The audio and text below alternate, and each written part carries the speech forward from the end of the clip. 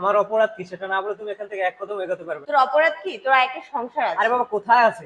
এই খবরদার, তুই নাটক করবি না। তুই অস্বীকার করতে পারবি যে আমি ছাড়া তোর অন্য কোনো মেয়ের সঙ্গে কোনো সম্পর্ক নেই? হ্যাঁ অস্বীকার করতে পারবো। কি মিথ্যুক রে বাবা, সে তো কসম কেটে মিথ্যা বলতে পারবে। হ্যাঁ কসম কাইটাও বলতে পারবো। এই যে তোমার তুই কসম কাইটা বলতেছি আমার কোনো গার্লফ্রেন্ড নাই, আমার কোনো মেয়ে ফ্রেন্ড নাই। ঠিক আছে, দেখাইতেছি।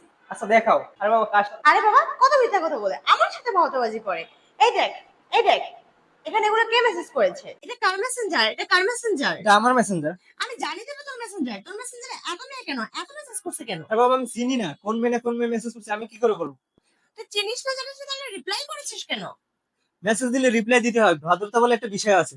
এখন ইনিয়ে বিনিয়ে মেয়ে মানুষদের সাথে তুই ভদ্রতা দেখাইতেছিস? এটা তো নতুন আইডি, নতুন আইডি তো মেয়েরা নক দেয়। আমি কি করব? নতুন আইডিতে মেসেজ দিলে আমি কি করব? আমি তো নিজেও ভেবে পাচ্ছি না ওই মেয়ে কিভাবে আমার নতুন আইডি পেলো। ভাব ভাব, তুই ভাবতেই থাক।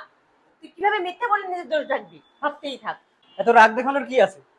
আমার কথা বিশ্বাস না হলে তুই তোর বাপের বাড়ি চলে যা। ওহো, আমি বাপের বাড়ি চলে গেলে তো তোমারই সুবিধা হয়। ওই মেয়েকে এখানে এনে এখানেই নষ্টামি শুরু করে দিতে আরে পারো। বাবা কোন মেয়ে? কার সাথে নষ্টামি করবো? না জেনে কোনো কথা বলবো না।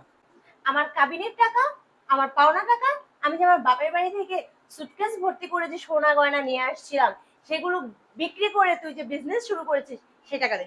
তোর বাপের বাড়ি থেকে সুটকেস ভরে সোনা দানা আসছিলি, আমি ওগুলো বিক্রি করে ব্যবসা শুরু করছি। ইউ আর রাইট, বাট ওগুলো তুই 1 টাকা পাবি না। দিবি না? না পাবো না? না না। তোরে এতবার করে বুঝাইতেছি যে আমার কারোর সাথে সম্পর্ক নাই, কারোর সাথে রিলেশনশিপ নাই, তাও তুই বুঝতেছিস না। খালি সন্দেহ সন্দেহ, তুই থাক তোর মতো। তুই কি করবি কর।